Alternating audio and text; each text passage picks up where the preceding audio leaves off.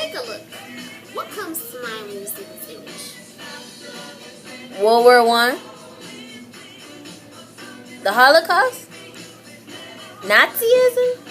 Yes, Nazism. Although all relate to this image, Nazism is the one I'm really going for. Well, I want to start off with the who, what, when, and where of Nazism to get straight to the point of the basics. Who? Adolf Hitler and the Nazi Party. What? Well, it was the body of political and economic doctrines held and put into effect by the Nazis. When? From 1933 to 1945. Where? Germany, of course.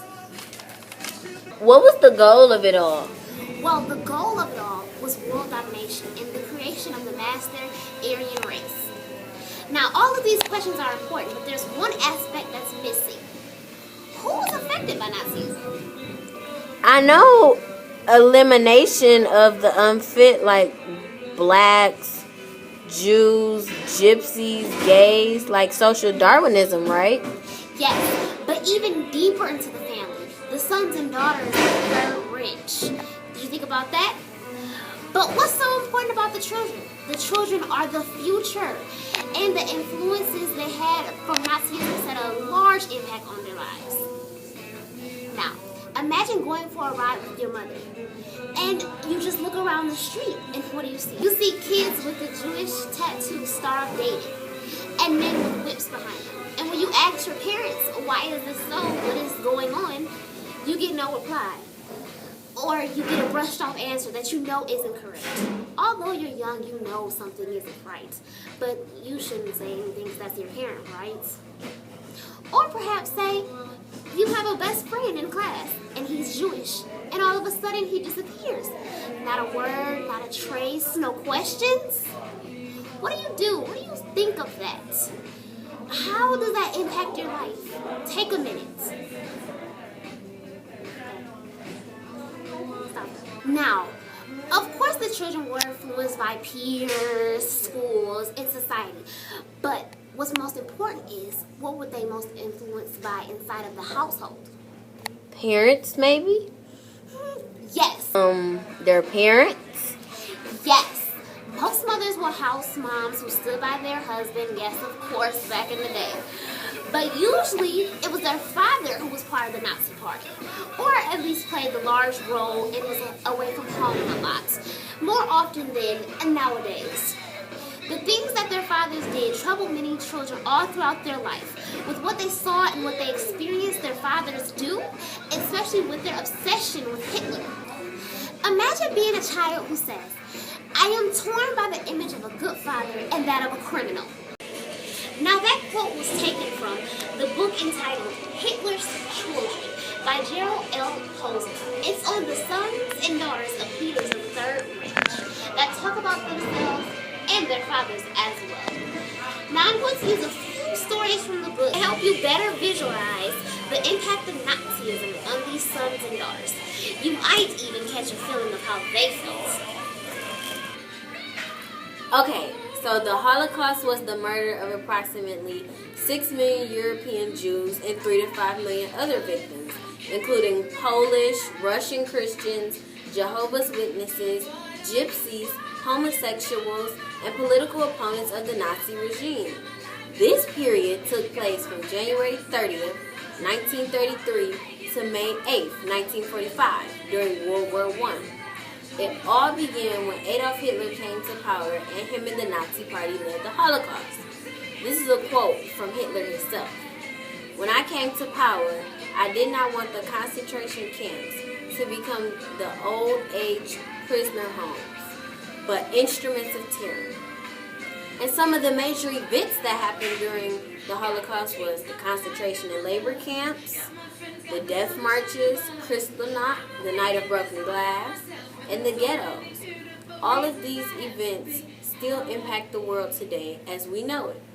What does the name the Holocaust really mean? Well, the Holocaust is a term that is associated with the slaughter of Jews. based off all the things that Hitler did would make a great match. The dictionary definition is the destruction or slaughter on a mass scale, especially caused by fire or nuclear war. With all the things that was going on during this period, including World War I, technically the Holocaust was a nuclear war within itself. The name Holocaust is not only pertaining to the Jews, the gypsies, the homosexuals, and the handicapped, but in my book, Morshwit Journal for the Study of Holocaust and Anti-Semitism, here's a quote. The Holocaust fundamentally challenged the foundations of civilization. Survivors can still bear witness to the horrors that engulfed the Jewish people, the terrible suffering of many millions of other victims of the Nazis has left an indelible scar across Europe as well. But what is anti-Semitism? Anti-Semitism is the hatred of Jews and the rejection of Judaism. It stems back from European Christians' culture, which have passed this hatred intellectually and socially from generation to generation. It's been passed through ideas, beliefs, opinions, books, instruction manuals, and even artwork. Anti-Semitism actually is hostility toward or discrimination against Jews as a religion, ethnic, or racial group. When anti-Semitism was big in Europe, the Jews and non-Jews did not have a social, economic, political, religious, or ideological say. Whether religious or racial, anti-Semitism is always repugnant.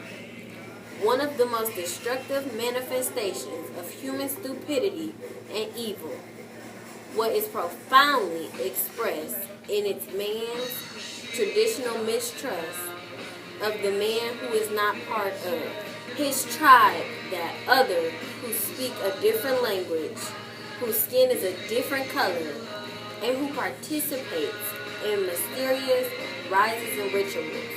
That's a quote from Mario Vargas Llosa. And this quote I'm about to tell you from Hitler himself is talking about the Holocaust and the period of anti-Semitism. Providence has ordained that I should be the greatest liberator of humanity. I am freeing man from the restraints of an intelligence that has taken charge from the dirty and degrading self-mortifications of a false version called conscience and morality, and from the demands of a freedom and personal independence which only a very few can bear.